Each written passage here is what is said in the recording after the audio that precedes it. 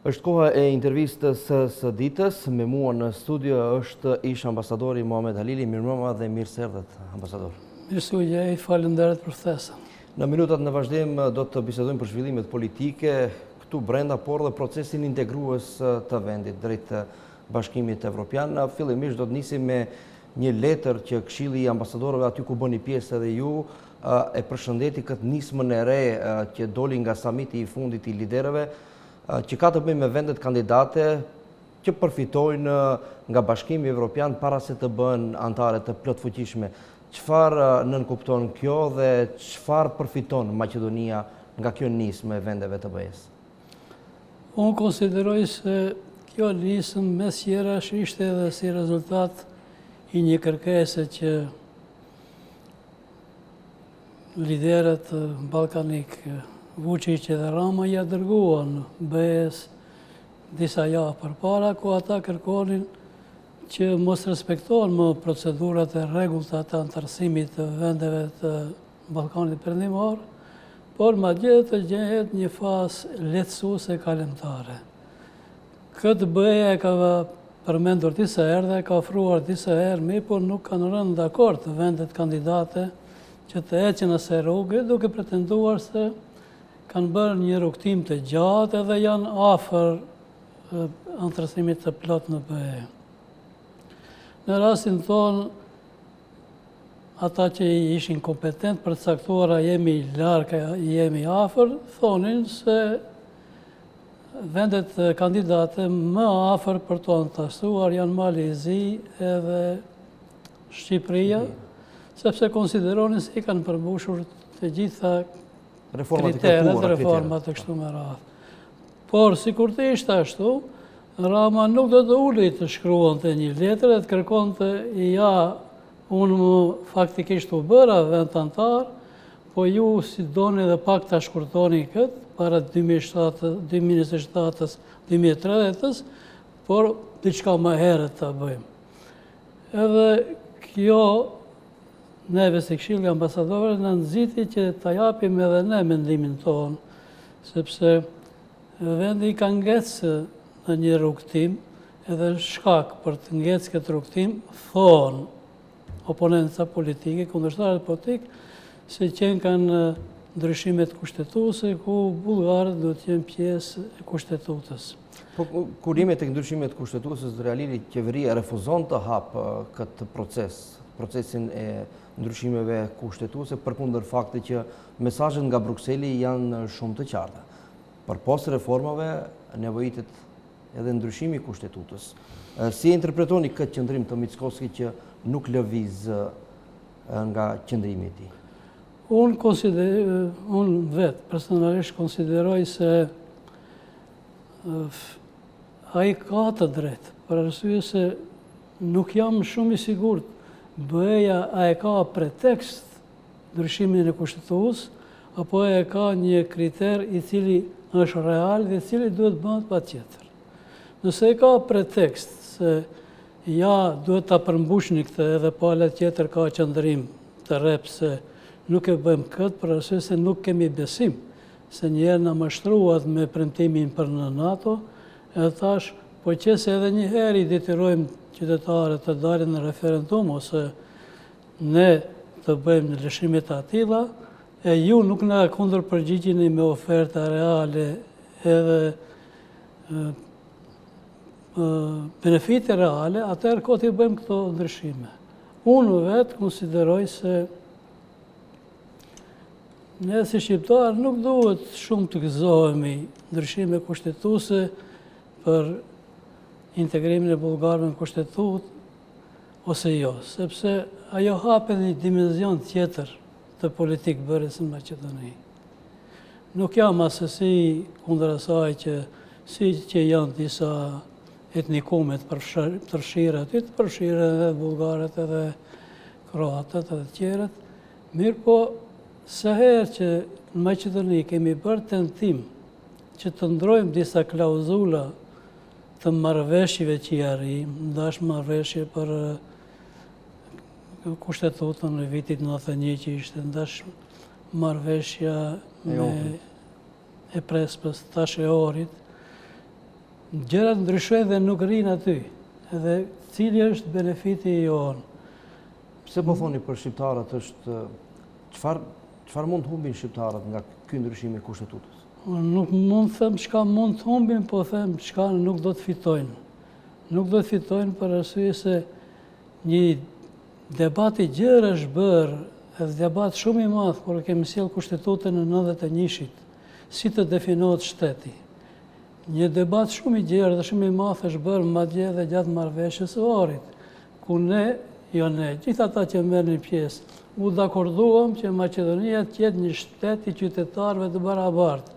Edhe ashtu përfundoi marrëveshja e Ohrit, që më vonë, mas 2-3 jave, të kërkohet që kjo marrëveshje, të cilën në vetë e propozohen ata, të ndryshojë dhe mos jetë marrëveshje krijimit një shteti qytetar, po të krijohet një shtet ku fundament do ta ketë një etnikum, edhe të tjerët do të jenë minoritete ose pjesë e një populli që jeton një popull tjetër.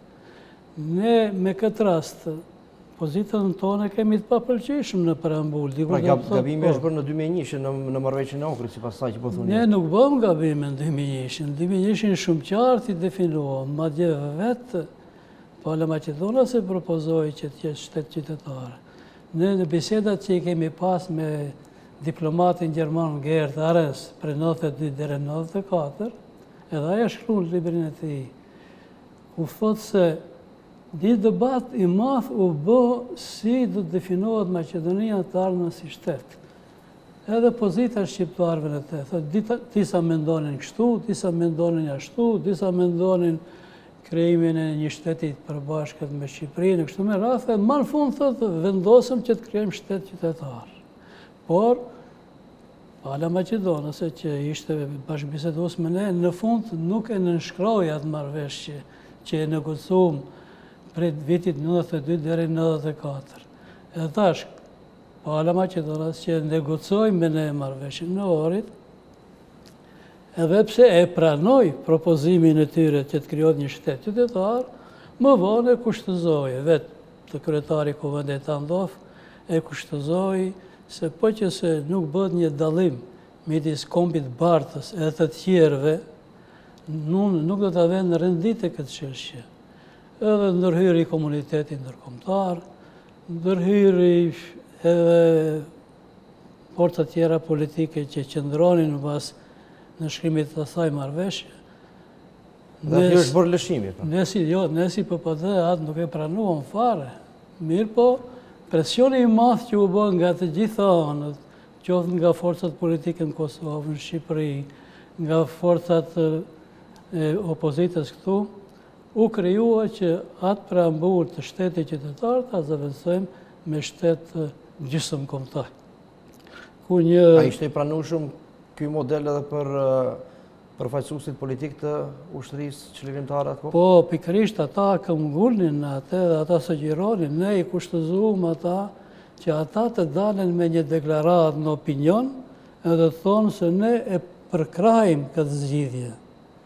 Edhe është vërtet, deklarata mund gjendet edhe në mediumet të atëhershme, ku ata dolen edhe e përkrahen këtë, se duhet, sipas sugjerimeve të komunitetit ndërkombëtar, ne të krijojmë një shtet i cili për bazament do të ketë një etnikum dhe të tjerët që jenë me 20% që sot e kësaj dite. Madje kjo punë edhe një herë u ripërsërit në ndryshimet kushtetuese që u bën në lidhje me marrëveshjen e Prespës. Pat një partie jona e cila doli publikisht edhe kërkoi që edhe popujt tjerë të shtohen në preambull të kushtetutës. Edhe zgjeruam atë. Edhe tash po që se zgjerojmë ende me... Pra këtu e keni ju dilemën me përfshirjen e bullgarëve, të zgjerimi me popull tjerë? Kam dilemën se ne në këtë situatë që jemi në preambullin e kushtetutës, ne jemi minoritet. Edhe e pozita minoritetit edhe më thellohet se do të barazohemi na me pjesë të popullit të cilët kanë edhe një pjesëmarrje simbolike sipas statistikës shtetërore që është bërë në regjistrimin e fundit.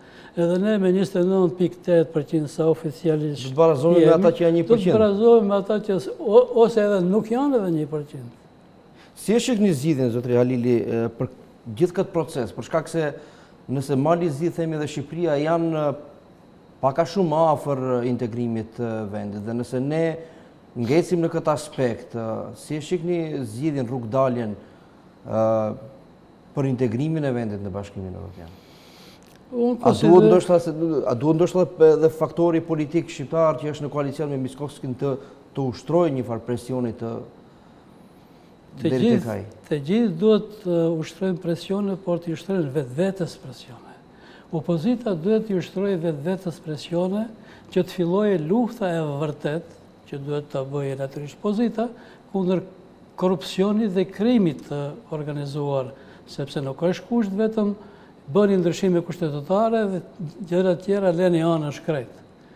Bëni ndryshime kushtetutare, por mos harroni të bëni shtetës së drejtës, ku gjykata do të funksionojë për gjithë njësoj, ku nuk do të ketë seleksionime të proceseve gjyqësore, ku nuk do të ketë falje të krimeve dhe korrupsionit, siç ishte gjatë periudhave të kaluara, ku personalitete që identifikohen me krimi dhe korrupsionin u falën nga ligjvënësi. Edhe faktikisht e gjitha shkojnë në erë, për arsye se edhe të holla që i plaçkitën ata nuk u kthyen pas, edhe njerëzit që i morën dhe të holla nuk u përgjigjen. Kjo është e vërtetë. Ekziston rreziku që qytetarët atëherë të humbin besimin në vetë Bashkimin Evropian, në vetë procesin e integrimit, nëse edhe një kohë të gjatë mbetemi në këtë status? Kjo është reflektuar, dhe fakti se analizat disa herë kanë treguar se besimi gjyqësor është 2%. Por unë kur kam diskutuar dhe njerë, kam thonë se nuk është kryesisht fajt e gjyqësori, sepse gjyqësori, ashtu i hallakatur që është, ka sjellë disa vendime, ka dënuar disa njerëz për korrupsion. Mirë po, politikanët, kreaturat politike, kanë qenë indirekt ose direkt të lidhur me ato struktura që kanë bërë krimet organizuara dhe nuk u ka shkuar për shtatë ata njerëz të dënohen edhe i kanë falë, siç ishte me abrogimin e ligjit për kodeksin penal, neni 353 dhe një tjetër, ku njerëzit të cilët kanë plaçkit pasurinë e popullit u falen. Edhe gjithë ajo shkojnë në dëmt dhe në kurriz të qytetarëve, të cilëve u morë faktikisht pasuria. Zalili, do të lidhem prap tek ajo, tek kushtetuta, prap do të lidhem tek ligjit e marrëveshje, Ohri ndoshta pak do ju kthej, po si e shihni ju gjithë debatin që po zhvillohet lidhur me kërkesën reale të studentëve shqiptar për provimin e jurisprudencës në gjuhën shqipe? Garanton kushtetuta, nevojitit ligj i ri, si mendoni se do të zgjidhet kjo çështje dhe pse prej vitesh kjo çështje ka mbetur kështu pezull pa u zgjidhur? Unë parimisht si politikan i mëparshëm, edhe se ish koordinator i grupit parlamentar të PPD-s edhe PDP-s, Partisë për Prosperitet Demokratik dhe Partisë Demokratike Popullore. Edhe po të doja, nuk mund të jem kundër kësaj gjëje, sepse ne jemi ata të cilët të parët në deklaratën për barazi të shqiptarët në Maqedoni kemi theksuar se gjuha shqipe duhet të jetë gjuhë zyrtare. Edhe duhet këtë parim që e kemi promovuar ne, edhe qerët mundohen të zbatojnë të vënë në jetë, ne duhet të përkrajmë. Mirë po ka dilema këtu. Dilema janë se partitë politike, kur bisedojnë për këtë çështje, nuk bisedojnë si një vlerë të përgjithshme, por bisedojnë si interes vetanak. Disa thonë, ja, ne e sollëm ligjin e ju e mohuat ligjin, nënëzorët prej sistemit juridik, ne i bëm këto gjëra, e bëm kryeministrin shqiptar në thojza për 100 ditë, i bëm gjitha këto punën në favor të kombit shqiptar, kurse ju që vini, ju i zhdukni, që s'është e vërtet. Por kjo historie 20%, mendoj se duhet sqarohet edhe pse kërkon pak kohë. Është çështje e kompromisit. E çështja e kompromisit duhet dihet se ka forca politike që për hir të situatës së dhënë kanë bërë kompromise. Kompromiset shumë herë janë të dëmshme edhe për njënën palë, edhe për palën tjetër, edhe ndikojnë në ulljen e rejtingut partive politike. Ne 34-5 vjetë nuk kemi situatat të kristalta të kërkesave tona politike, po gjithë një cilëm e rreth asaj që është profitabile momentalisht. Në fat shkurt. Edhe nuk thirremi ku janë pengesat, pse ato kërkesat tona politike nuk janë realizuar, ku kemi dështuar, pa marrë parasysh kush në cilin periudhë ka qenë. E ja, lidhur me këtë, unë dua që thomë se kompromisi ku ka qenë? Kompromisi ka qenë në kohën e fillimit të marrëveshjes për bisedimet të marrëveshjes së Ohrit.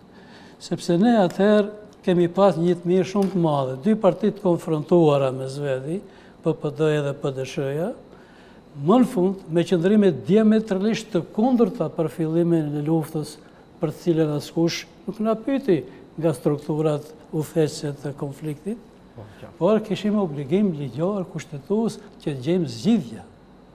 Edhe kishim pozita diametralisht të kundërta. Ne si PPD kishim pozita se duhet të vëmë në jetën politike ata të cilët merren me këto organizime, edhe mos i izolojmë, gjë që ishte tendencë. Po. Edhe tash, kur ulëm të bëjmë këtë, dy partit konfrontuara ulën dhe biseduan. Ne kemi biseduar. Kemi biseduar si të dalim për këti Qorsokaku. Pra po thoni se keni të kaluar vetën dhe... Ne kemi të kaluar dhe kemi biseduar.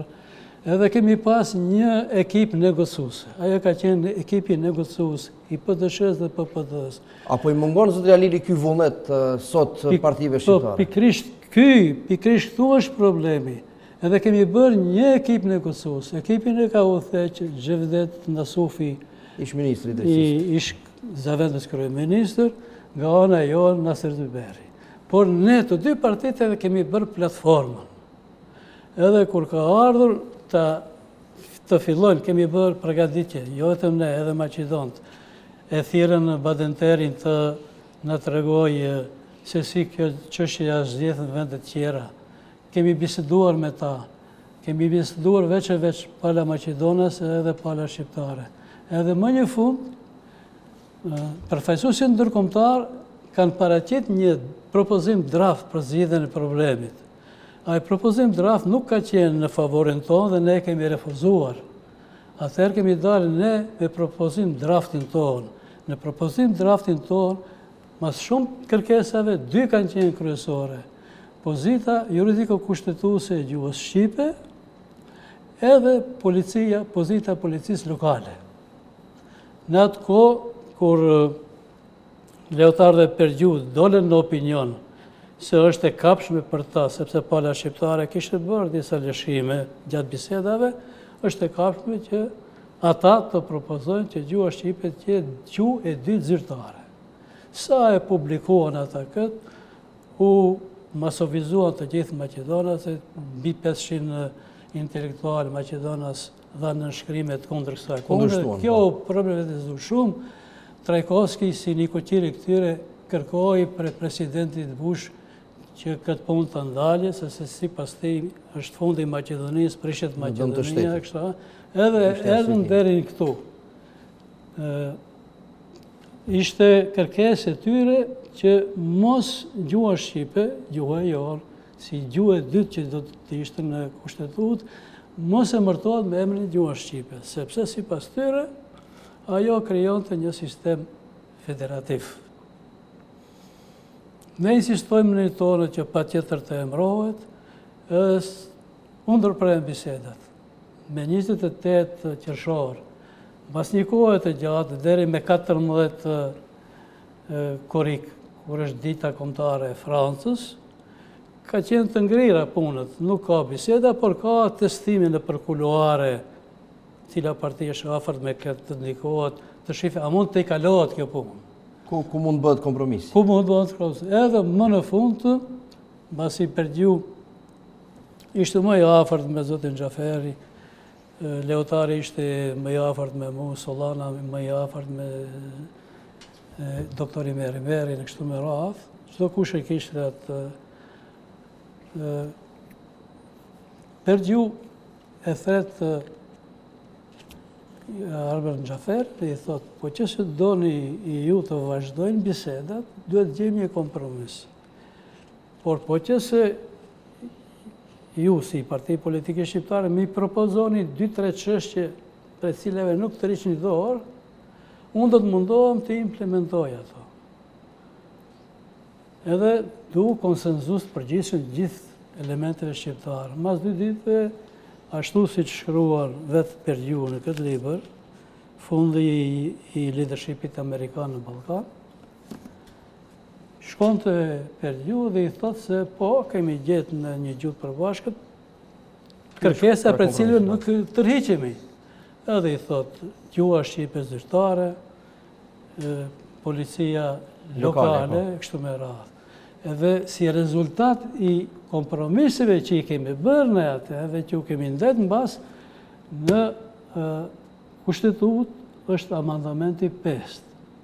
Por, puna është se këtë amandament 5, kush e lexon ashtu si donë vetë. Interpretimet të ndryshme. Prandaj këtu po ju pyes tek problemet që lindin tash. Do të keni durim të tek problemet që lindin tek tani për përdorimin, jurisprudenca, provimet të tjera që duhet të nështrohen studentët. Këtu janë të ndërlidhura, edhe do të keni pak durim. Kur vjen atë që kemi biseduar në orë të avem si ndryshim, si pjesë e kushtetutës, amandamente që atëre quajtën 5, randa akord forcat politike që të shkruhet atje se gjuha shqipe është zyrtare. Mirë po, këtë sintagmën gjuha shqipe e kundërshtonin forcat politike maqedonase. Andovi e ka thirrë Trajkovskin dhe i ka thonë, duhet ta hekish preambullën e cila është shtet qytetar, nuk bëjmë në shtet pa mos i përmend maqedonaset aty, se kjo është një farë mohimi i ekzistencës së shtetësisë maqedonase sipas Andovit. Edhe kjo ka qenë përkrahur edhe nga forcat politike shqiptare. Edhe kur është të definohet si duhet të jetë gjuha shqipe zyrtare apo gjuha punës në kushtetut, ne kemi shkruar edhe partitë politike e kanë votuar, edhe thuhet, atje dëgjojmë për ditë. Në tërë territorin e Republikës së Maqedonisë dhe në marrëdhëniet e saj ndërkombëtare, kjo dihet, gjuha maqedonase dhe alfabeti i saj cirilik. Gjuhë tjetër që e flasin së paku 20% të qytetarëve, gjithashtu është gjuhë zyrtare. Dhe alfabeti i saj, siç është përcaktuar me këtë nen. Kushtetuta thotë siç është përcaktuar me këtë nen. Ky nen më vonë e zbret pozitën zyrtare të gjuhës shqipe. Thotë, do të thotë ai ligj do të përmbaj këtë. Dokumentet personale të qytetarëve të cilët flasin gjuhë zyrtare të ndryshme nga gjuha maqedonase, lëshohen në gjuhën maqedonase dhe alfabetin e saj, si dhe në atë gjuhë dhe alfabetin e saj në përputhje atë gjuhë 20% me ligj.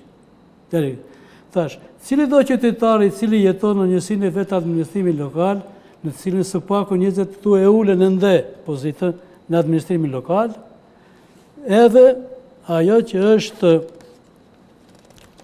thotë çdo qytetar në komunikim me ministrit mund ta përdorë njërin nga gjuhën zyrtare dhe alfabetin e saj, ndërsa ministrit përgjigjen në gjuhën maqedonase dhe alfabetin e saj cirilik si dhe në gjuhën zyrtare dhe të 20% dhe alfabetit.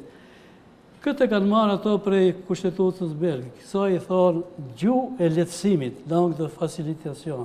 Kur qytetari drejtohet shqip, institucionit dhe merë përgjigje. Tani zëri, Alini, duhet për hirë të kohës. Kjo është shumë e rëndësi.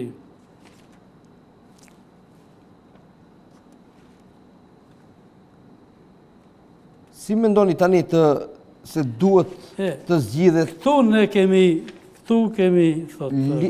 Çështja e kërkesës së studentëve. Çdo qytetar në komunikim me ministrit mund të përdorë njërën nga gjuhën zyrtare dhe alfabetin e saj, ndërsa ministrit përgjigjen gjuhën maqedoneze dhe alfabetit. Tash, në organet e pushtetit shtetëror në Republikën e Maqedonisë, gjuha zyrtare e ndryshme nga gjuha maqedonase mund të përdoret në përputhje me ligjin.